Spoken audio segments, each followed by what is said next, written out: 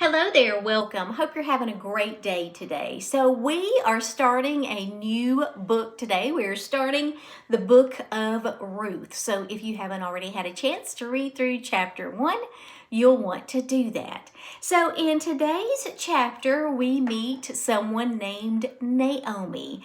And Naomi is married to Elimelech. Let's start by looking at the first 4 verses together. It says, "In the days when the judges ruled in Israel, a severe famine came upon the land.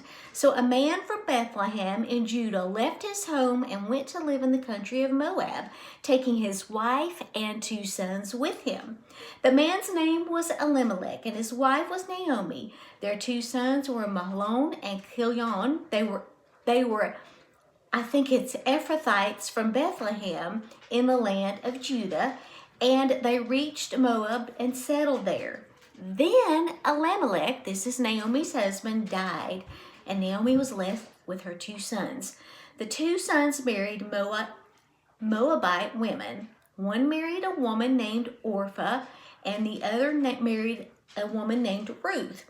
But about 10 years later, both Mahlon and Chilion died.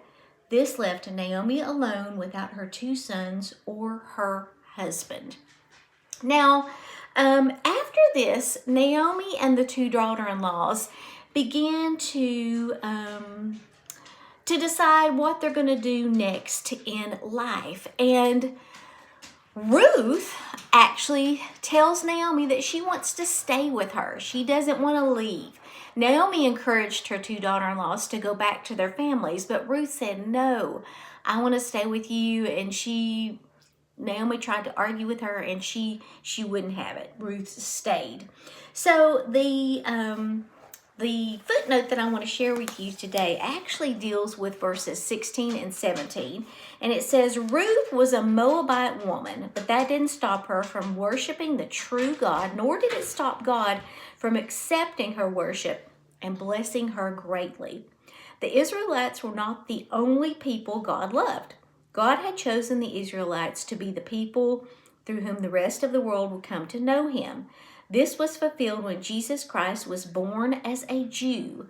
Through him, the entire world can come to know God. Acts 10:35 says that in every nation he accepts those who fear him and do what is right. God accepts all who worship him. He works through people regardless of their race, sex, or status. The book of Ruth is a perfect example of God's impartiality. Although Ruth belonged to a people often despised by Israel, she was blessed because of her faithfulness. She became a great-grandmother of King David and a direct ancestor of Jesus. No one should feel disqualified to serve God, and God can use every circumstance to build his kingdom. Thank you guys so much for watching today. Have a great rest of your day. I'll see you next time.